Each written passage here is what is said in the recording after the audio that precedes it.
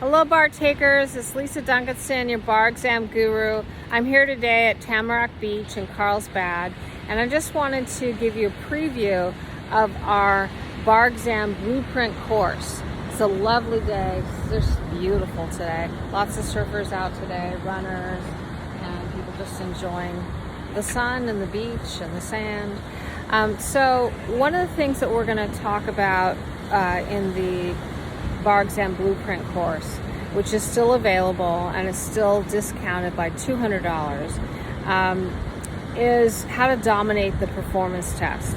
And you really do need to do that because the performance test is worth 2 essays. It's significant, and it's never the same. I mean, they do have common things that they'd like to test, like whether it's a memo or an objective memo, but the approach for it is the same no matter what the content is. And so we'll be addressing that in great detail on the bar exam blueprint course, which is on October 15th. But just to give you an idea of some of the things we'll cover, there are 5 steps to writing a successful performance test answer. And the first thing you want to do is to read the instructions and to make a mini outline based on what they've asked you to do. So the instructions would be the memo or the letter that you have from your would-be boss, your partner that you work for. And then you break that down into what I call a mini outline on a piece of scratch paper, which you will have, and just say, okay, I have to do a memo, it's supposed to be objective, and it's about these 2 things or 3 things or whatever you have. You put that aside, and then you go to the case file and you read through that carefully. You're not necessarily going to quote to that, but it's basically your fact pattern. And the only time that you would refer to it and quote to it is when you are discussing, when you're dealing with something like interrogatories or excerpts from a trial or a deposition or something like that. That's when you would be needing to capture some of that information. But for the most part, the case file is simply a fact pattern and is your background. So it tells you more about the case and the client. And then you go to the library, that's step number 3, and you figure out how many cases you have. If you have 1 or 4, it doesn't matter because the content and the level, the number of pages is always the same. So on a 90-minute PT, the library never changes by more than half a page. So whether you have 1 case or 4 cases and a code or an ordinance, it's not going to change.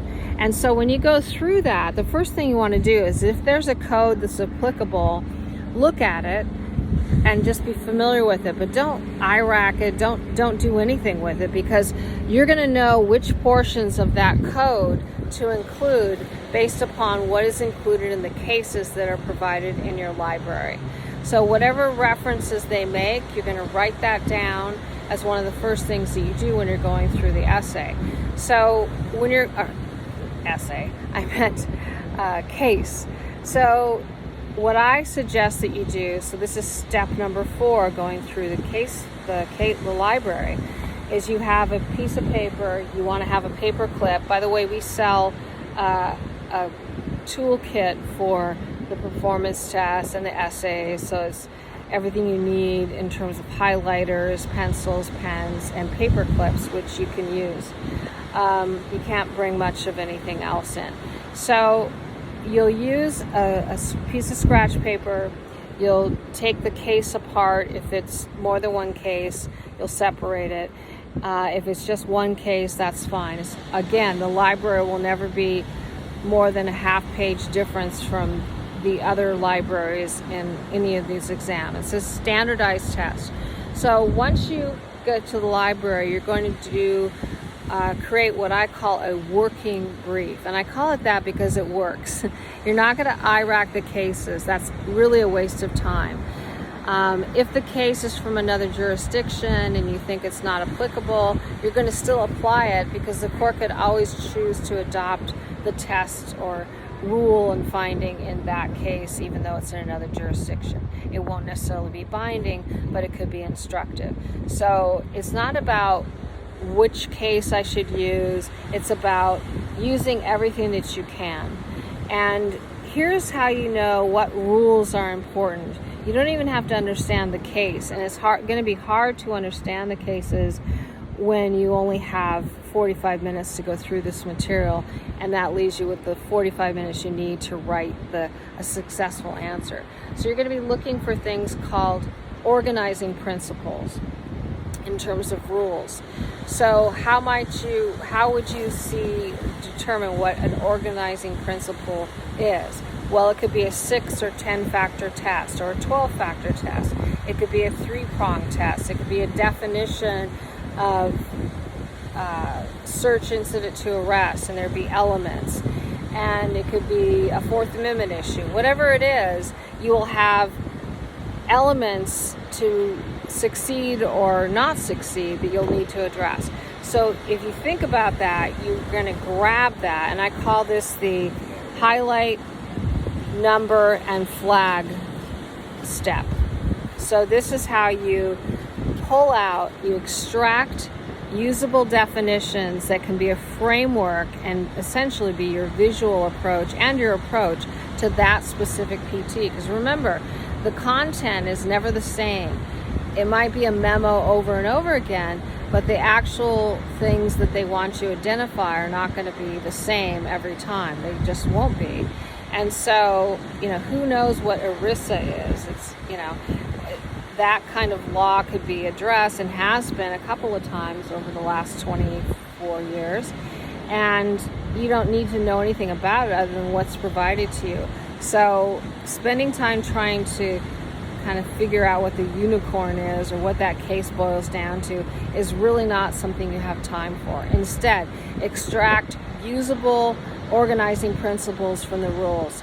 So if it's battery and there's intentional harmful, offensive touching of another without privilege or consent, that gives you 4 elements that you can use as headings and divide it up that way. So you talk about intent, substantial certainty, whatever is there, and use that as an organizing principle. And so once you get through the cases and you've created these working briefs, you're going to, this is a visual thing, so I can't really do it from the beach, but you're basically going to highlight anything that you think is relevant in the cases. And then when you go back over it, you're going to circle and number those areas that you really want to use. So, I found a 3-prong test. I found a great definition for unreasonable search, or I found a 6-factor test or a 12-factor test. So you're going to use it, and you're just going to take that, identify it. So you're going to circle it, the highlighted area that you've decided now I think is appropriate to use. You're going to circle that, and you're going to write A for the first one, circle the next one, and write B. And whatever page it is in your library, maybe it's page 31, you're going to identify it as A31, B31, C31, and then page 32 is going to be A32, B32, and so on. And that's what you write down on your scratch paper, and you attach that to the case and then move on to the next case if there is in fact another case. Along the way, while you're going through the case, if there's an ordinance or a code that's at issue, that case will refer to all the relevant sections. So you don't have to spend any time on that code. You can trust me on that. So just emulate, they said section 336 is relevant, then pull that out and use whatever they've used, borrow their analysis. And even if you come down a different way, it doesn't matter. It really doesn't matter. They just want to see what you can do in that 90-minute, it's really form over substance than anything else. So once you have done that for all the cases or pages in the one case, you're going to take that document or documents, the scratch paper, and you're going to decide with the mini outline you've created of the 2 areas they wanted you to write about, or the 3 areas they might have wanted you to write about, you're going to decide where those things go. Do you have to be completely accurate? Absolutely not. Nobody's going to do a perfect job on this, but you need to show them that you know what is relevant. And what is relevant is any rule or test that's an organizing principle, any definition that has elements, you need to apply that. If it's a 6 or 10 or 12 factor test, each of those factors becomes, you'll start out under blank v blank from the whatever circuit. While it's not a binding case, here are the factors that they apply. And then you hit every factor, and maybe you only have 2 or 3 sentences, and maybe each factor repeats some of the same things from above. That's okay, and that's the redundancy of these things, and you just need to accept that and fly through it as quickly as you can. So that's a really short coverage of how you would address it.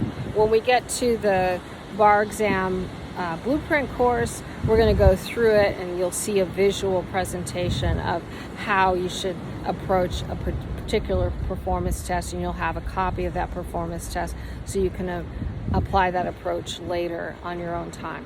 So I hope that you like this video and subscribe to my channel, which is Bar Exam Guru on YouTube. You should check out our blog. There's lots of free stuff there, lots of good videos on our channel on YouTube. And the blueprint course is on October 15.